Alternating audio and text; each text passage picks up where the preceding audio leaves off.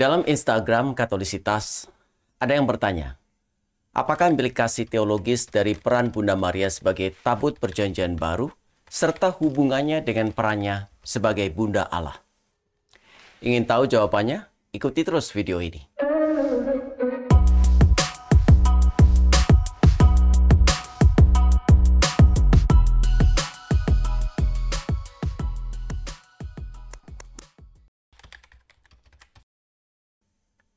Kita tahu bahwa di dalam Perjanjian Lama, tabut Perjanjian Lama menjadi tempat yang dikuduskan Allah, sebab Ia berkenan menunjukkan kehadirannya. Maka Allah sendiri yang memberikan ketentuan pembuatannya, mulai dari bahan, ukuran, bentuk, hiasannya, nama pengrajinnya, dan bagaimana bangsa Israel harus bersikap di hadapan tabut itu. Pendek kata, Allah sendiri yang mendesain tabut Perjanjian Lama. Allah menginginkan bangsa Israel menghormati tabut ini karena Allah sendiri berdiam di dalamnya. Tabut ini juga berperan untuk menemani bangsa Israel sampai ke tanah terjanji. Jadi, kalau Allah begitu detail mendesain tabut Perjanjian Lama, dan Perjanjian Lama adalah persiapan untuk yang lebih sempurna, yaitu Perjanjian Baru, maka betapa lebih sempurna dan berharganya tabut Perjanjian Baru. Tabut Perjanjian Baru ini adalah Bunda Maria. Kalau di dalam Perjanjian Lama, isi tabut adalah mana, tongkat Harun, lot-lot batu perjanjian, maka di dalam Perjanjian Baru, Bunda Maria mengandung Yesus Kristus yang adalah Sang Roti Hidup, Imam Agung, dan Sang Firman Allah. Jadi, apakah implikasi teologis Bunda Maria sebagai tabut Perjanjian Baru? Pertama, Bunda Maria sungguh suci dan kudus, karena Allah sendiri telah mempersiapkannya dengan sempurna untuk menjadi Bunda Allah dengan cara memenuhinya dengan kepenuhan rahmat.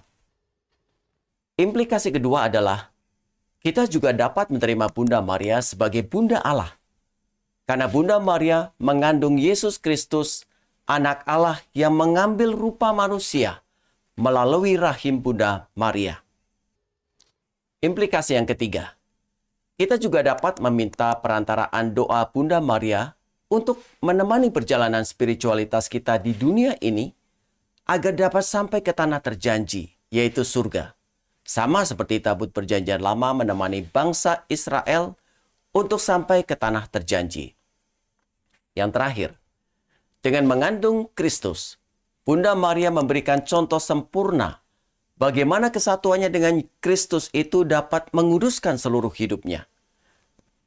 Dengan menerima Kristus di dalam Ekaristi, kita pun bersatu dengan Kristus dan dipanggil untuk hidup di dalam kekudusan. Semoga kita juga mau untuk membawa tabut Perjanjian Baru ini di hati kita.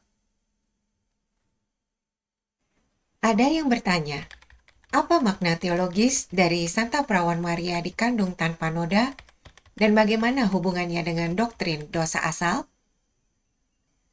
Santa Perawan Maria dikandung tanpa noda dosa artinya adalah sejak saat terbentuknya dalam rahim ibunya Santa Ana, Sang Perawan Maria dibebaskan Allah dari noda dosa asal. Paus Pius ke-9 tahun 1854 dalam konstitusi apostoliknya Ineffabilis Deus menyatakan bahwa Perawan Maria yang terberkati pada saat pertama kali ia dikandung oleh rahmat dan hak istimewa yang diberikan oleh Tuhan Yang Maha Kuasa karena jasa Yesus Kristus, dibebaskan dari segala noda dosa asal. Oleh karena Santa Perawan Maria terbebas dari noda dosa asal, maka ia juga tidak memiliki kecenderungan untuk berbuat dosa, sehingga ia tidak berdosa sepanjang hidupnya. Selain bebas dari dosa, Sang Perawan Maria dikaruniai kelimpahan rahmat surgawi dan kebajikan, sehingga ia menjadi penggenapan banyak gambaran dalam Perjanjian Lama. Seperti Bahtera Nuh yang dibebaskan dari kehancuran, seperti tangga menuju surga yang dilihat oleh Yakub, seperti semak yang bernyala namun tidak hangus terbakar, seperti yang dilihat oleh Musa, seperti kebun yang terkunci di semua sisinya, seperti kota Allah yang fondasinya ada di atas gunung yang kudus, dan sebagai bait Allah yang paling agung. Sebab Allah menghendaki Santa Perawan Maria untuk bersama-sama dengan Kristus putranya, mengalahkan iblis, seperti disebut dalam kitab Kejadian 3 ayat 15. Karena Allah menghendaki putranya sama sekali terpisah dari dosa, maka ibu yang mengandungnya juga harus tidak berdosa. Sebab kemanusiaan yang dikenakan oleh Yesus itu diambil dari ibunya.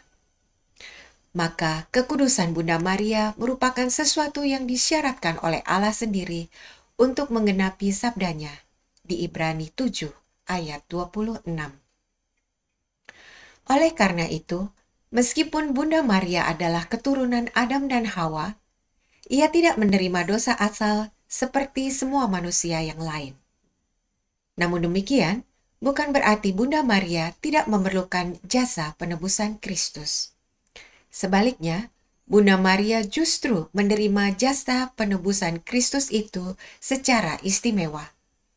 Karena keadaan dibebaskan dari dosa asal sejak di kandungan itu hanya dapat terjadi karena jasa Kristus yang menyelamatkan dan menguduskannya.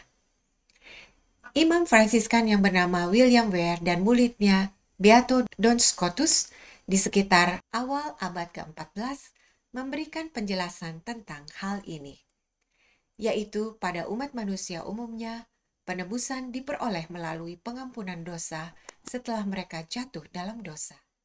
Sedangkan pada Bunda Maria, penebusan diperoleh karena rahmat yang menjaganya dari kerusakan dosa. Ia dijaga hingga tidak jatuh dalam dosa.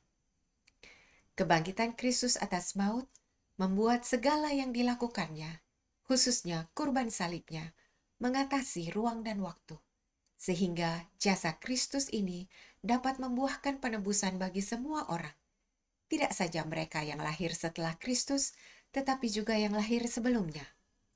Maka Maria bundanya pun menerima buah penebusan Kristus. Bunda Maria ditebus secara lebih unggul, karena rahmat Allah yang diterimanya itu penuh, sehingga membebaskannya dari segala dosa. Dan hal itu dimulai saat pembentukannya sebagai janin dalam kandungan ibunya, dengan dibebaskannya dia dari noda dosa asal. Bunda Maria yang dikandung tanpa noda, doakanlah kami. Amin.